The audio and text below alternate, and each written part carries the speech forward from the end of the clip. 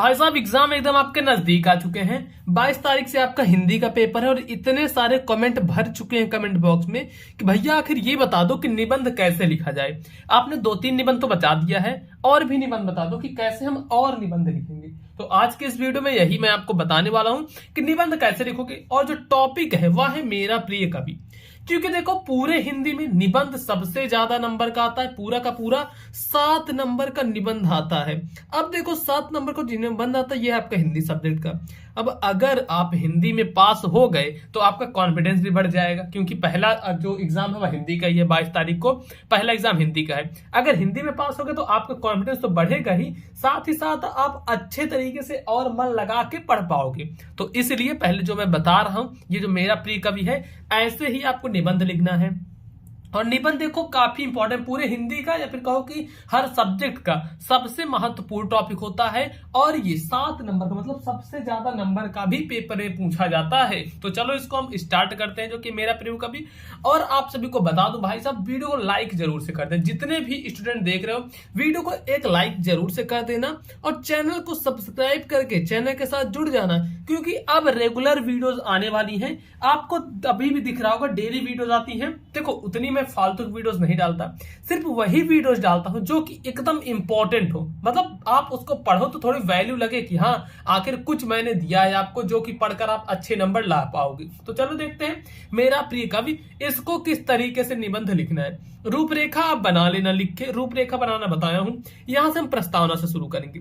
जो पहली हेडिंग बनती है वह बनती है प्रस्तावना की। अब देखो जो पहली हेडिंग जो प्रस्तावना की बनी, तो इसमें क्या करना है।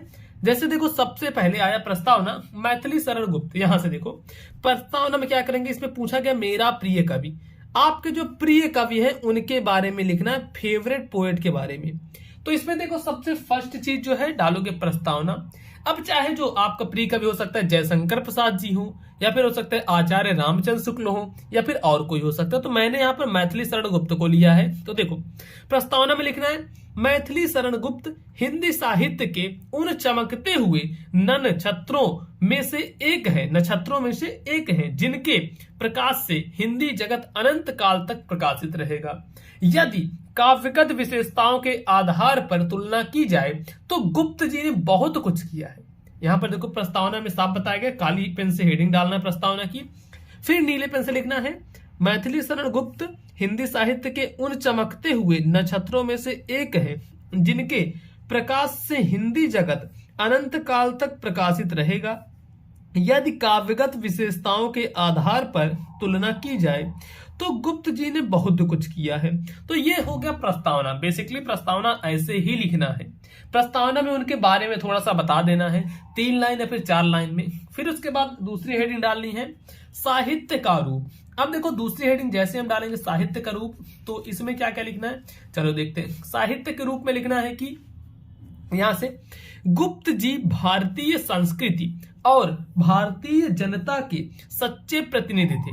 जो गुप्त जी थे मतलब मैथिली शरण गुप्त जो थे, वे भारतीय संस्कृति और भारतीय जनता के सच्चे प्रतिनिधि थे। और उनका हृदय देशभक्ति से भरा हुआ था। जो उनका हृदय था क्या था, देशभक्ति से भरा हुआ था। फिर उसके बाद देखो उनका स्वदेश प्रेम उनके साहित्य में स्पष्ट झलकता है। जो उनका स्वदेश प्रेम है मतलब देश के लिए जो प्रेम है, उनके साहित्य में स्पष्ट झलकता है। अब इसके बाद उनके काव्यों में भारतीय संस्कृति, इतिहास एवं समाज की झलक दिखाई देती है या फिर दिखती है। तो गुप्त जी भारतीय संस्कृति और भारतीय जनता के सच्चे प्रतिनिधि थे। उनका हृदय देशभक्ति से भरा हुआ था। उनका स्वदेश प्रेम उनके साहित्य में स्पष्ट झलकता है। उनके काव्यों में भारतीय संस्कृति, इतिहास एवं समाज की झलक दिखाई देती है या फिर दिखती है। फिर उसके बाद लिखना है गुप्त जी हिंदी भाषा और हिंदी साहित्य के शिल्पी थे। गुप्त जी क्या थे, हिंदी भाषा और साहित्य के शिल्पी थे। और सरल सुगम हिंदी उनकी कविता का प्रधान गुण था। तो ये गुप्त जी के बारे में हम लिख रहे हैं, इसलिए ऐसे लिखना है। फिर उसके बाद देखो स्टूडेंट क्या करना है, फिर लिखना है विशेषताएं। अब विशेषताओं में क्या लिखोगे, कैसे लिखोगे, देखते हैं विशेषताएं कैसे लिखनी है। विशेषता में डालना है इनकी जो जो विशेषता नहीं हो वो विशेषताएं डालनी है। तो देखो ऐसे लिखना, प्राचीनता के अनंत पुजारी होते हुए भी गुप्त जी नवीनता का स्वागत करने में किसी से पीछे नहीं रहे हैं।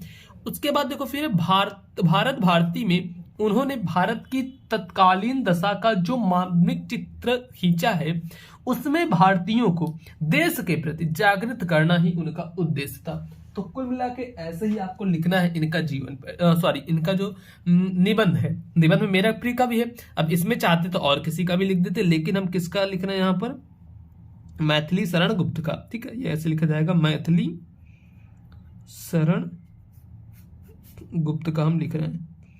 अब उसके बाद फिर लिखना है भारत भारती, जो कि उनकी रचना थी। भारत भारती में उन्होंने भारत की तत्कालीन दशा का जो मार्मिक चित्र खींचा है, उसमें भारतीयों को देश के प्रति जागृत करना ही उनका उद्देश्य था। साकेत में गुप्त जी ने राम का जो रूप प्रस्तुत किया है, वह इनकी राष्ट्रीय भावना के अनुरूप है। इनके अतिरिक्त यशोधरा, जयद्रुवध, पंचवटी, नाशु, अनध आदि गुप्त जी की प्रसिद्ध रचना है। आपसे पूछा जाए अगर गुप्त जी की रचना है तो ये लिख देना, इतनी चीजें हैं। फिर उसके बाद देखो आता है व्यक्तित्व। अब व्यक्तित्व में बताना है कि इनका व्यक्तित्व कैसा था। व्यक्तित्व का अगर इंग्लिश देखें तो व्यक्तित्व की जो इंग्लिश होती है वह होती है बिहेवियर। व्यक्तित्व की इंग्लिश होती है बिहेवियर। ठीक, अब व्यक्तित्व में देखो एक काली पेन से हेडिंग डालना है, फिर लिखना है गुप्त जी का व्यक्तित्व भी उनके काव्य के समान ही सरल मधुर था। गुप्त जी का जो व्यक्तित्व था, मैथिली शरण गुप्त का जो व्यक्तित्व था, वह उनके काव्य के समान ही सरल और मधुर था। फिर देखो भाई इसके बाद क्या लिखना है, इसके बाद लिखना है उनमें सरलता, स्नेहपूर्ण, आत्मीयता और विनम्रता थी। उसका फिर लिखना है यदि उनका हृदय इतना कोमल ना होता तो मानव जीवन की सूक्ष्म और कोमल भावनाओं की चित्रण में उन्हें सफलता कैसे मिलती। तो इससे बताया गया कि जो उनका हृदय था बहुत ही ज्यादा कोमल था। फिर से एक बार हम व्यक्तित्व को देख लेते हैं। व्यक्तित्व उनका कैसा था, मतलब जिनका भी आप लिख रहे हो यहाँ पर निबंध, उनके बारे में थोड़ा अच्छे से एक बार जान लोगे, पढ़ लोगे। क्योंकि निबंध देखो भाई, निबंध क्या है, आपको रट के नहीं लिखना है, जो आपके मन में हो वो चीजें लिखनी है। जैसे ये निबंध हो गया भाई, इसके बाद ऐसे ऐसे करके मैं आपके सारे निबंध करवा दूंगा, बिल्कुल भी आपको चिंता नहीं लेनी, सारे निबंध में करवा दूंगा। फिर देखो है प्रिय होने का कारण, आखिर वो इतने प्रिय क्यों थे, प्रिय होने का कारण। तो देखते हैं गुप्त जी राष्ट्रभाषा हिंदी के प्रतिनिधि और लोकप्रिय कवि थे। जो गुप्त जी थे वह राष्ट्रभाषा जो हिंदी है उसके प्रतिनिधि और लोकप्रिय कवि थे। उन्होंने लगभग 60 वर्ष तक लगातार हिंदी साहित्य को सजाया संवारा और अपने अनेक काव्य रत्नों से उसके भंडार को समृद्ध किया। फिर उसके बाद देखते आगे इनके बारे में बताया गया है कि नारी जीवन की करुणा, देश की दुर्दशा, अस्पृश्यता निवारण, प्रकृति एवं मानव जीवन की भिन्न भिन्न झांकियां उनकी कविता में मिलती हैं। अब देखो इतना करने के बाद आखिर प्रिय क्यों थे इसको हमने बता दिया। फिर आता है उपसंहार।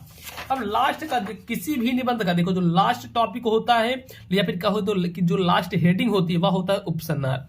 शुरू कहां से किया जाता है, देखो मैं बताता हूं। शुरू किया जाता है प्रस्तावना से। प्रस्तावना में क्या लिखना आता है, उनके बारे में जो जो चीजें आपको पता है वो लिखनी रहती हैं। खत्म किया जाता है उपसंहार से। उपसंहार से खत्म करते हैं, मतलब आपने जो जो चीजें लिखी हैं उसी को एक शॉर्ट फॉर्म में लिखना रहता है, जो कि बोलते हैं उपसंहार। तो देखो उपसंहार में हम लिखते हैं, कैसे करेंगे उपसंहार में। उपसंहार को काली पेन से हेडिंग डालना, फिर लिखना संक्षेप में इतना ही कहना पर्याप्त होगा। संक्षेप में इतना ही कहना पर्याप्त होगा कि कवि मैथिली शरण हिंदी के सर्वश्रेष्ठ कवि और एक समाज सुधारक थे। कि जो कवि थे मैथिली शरण वह हिंदी के सर्वश्रेष्ठ कवि थे, बहुत ही श्रेष्ठ कवि थे और एक समाज सुधारक भी थे।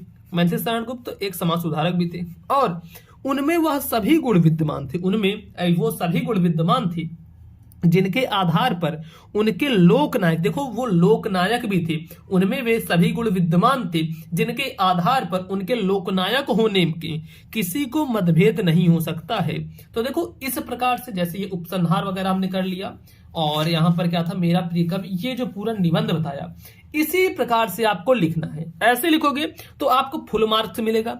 बाकी अगर हिंदी में 22 फरवरी को 70 में 70 इसको 70 में 70 स्कोर करना चाहते हो और 95% लेकर आना चाहते हो तो आप सभी भी ये जो चैनल है मोबाइल पर स्कूल अच्छे से इस पे पढ़ाई करो। जितनी चीजें बता रहा हूं उतनी चीजें पढ़ो।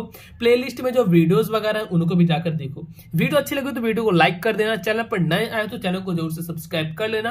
अब स्टूडेंट मिलेंगे आपसे और किसी नेक्स्ट वीडियो में।